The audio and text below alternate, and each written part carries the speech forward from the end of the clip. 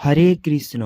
সুপ্রিয় ভক্তগণ, 21শে জানুয়ারি 2024 রবিবার পুত্রদা একাদশী ব্রত, পৌষ মাসের শুক্লপক্ষের একাদশী।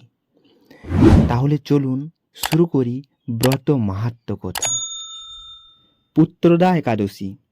যুধিষ্ঠির বললেন, হে কৃষ্ণ, পৌষ মাসের শুক্লপক্ষের একাদশীর নাম কি, বিধি বা কি, কোন দেবতা ওই দিনে পূজিত হন এবং আপনি কার প্রতি সন্তুষ্ট হয়ে সেই ব্রতফল প্রদান করেছিলেন, কৃপা করে আমাকে সবিস্তারে তা বলুন।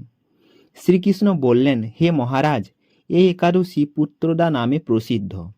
সর্বপাপ বিনাশিনী ও কামদা এই একাদশীর অধিষ্ঠাত্রী দেবতা হলেন সিদ্ধিদাতা নারায়ণ।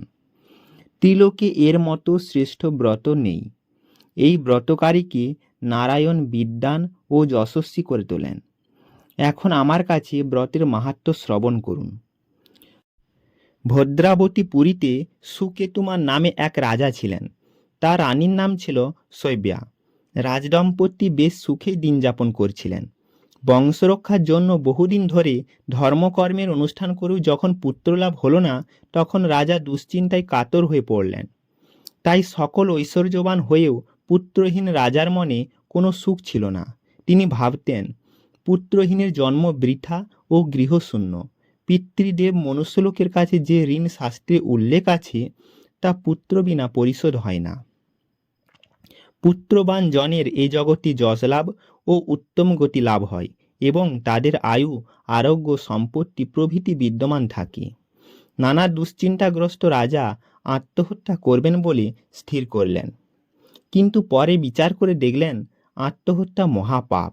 এর ফলে কেবল দেহের বিনাশ মাত্র হবে, কিন্তু আমার পুত্রহীনতা তো দূর হবে না।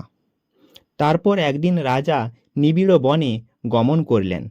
বন ভ্রমণ করতে করতে দ্বিপ্রহর অতিক্রান্ত হলে রাজা ক্ষুধা ও তৃষ্ণায় কাতর হলেন। এদিক ওদিক জলাদির অনুসন্ধান করতে লাগলেন। তিনি চক্রবাক, রাজহংস এবং নানা রকম মাছে পরিপূর্ণ একটি মনোরম সরোবর দেখতে পেলেন। সরোবরের কাছে মুনিদের একটি আশ্রম ছিল। তিনি সেখানে উপস্থিত হলেন। সরোবর তীরে মুনিগণ বেদ পাঠ করছিলেন। মুনিবৃন্দের শ্রীচরণে তিনি দণ্ডবৎ প্রণাম করলেন।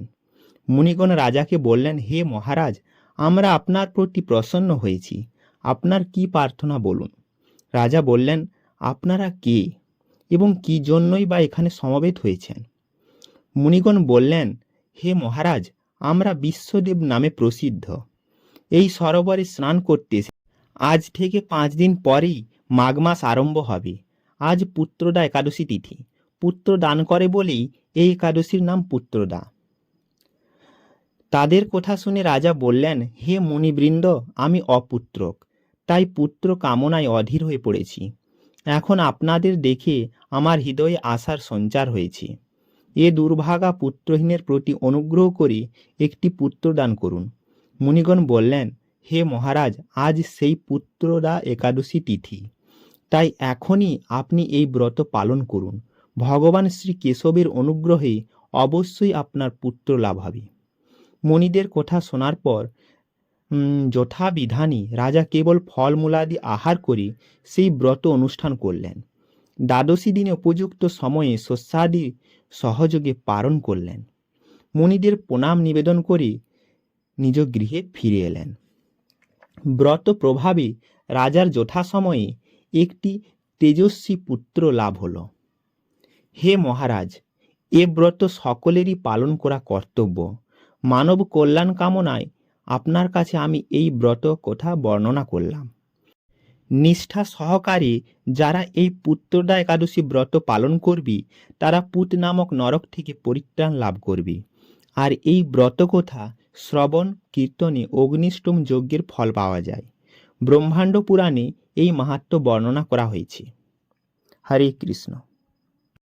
পশ্চিমবঙ্গে এই একাদশী ব্রত পালন করতে হবে 21শে জানুয়ারি ও পরদিন পালনের সময় সকাল 6:26 থেকে সকাল 10টার মধ্যে। বাংলাদেশে এই একাদশী ব্রত পালন করতে হবে 21শে জানুয়ারি ও পরদিন পালনের সময় সকাল 6:50 থেকে সকাল 10:14 মধ্যে।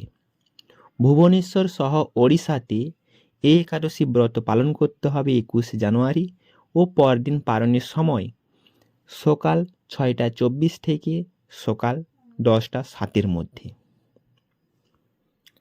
ভিডিওটিকে শেষ পর্যন্ত দেখার জন্য আপনাদের অনেক অনেক ধন্যবাদ। আপনারা ভালো থাকুন, সুস্থ থাকুন। হরে কৃষ্ণ, রাধা রাধা।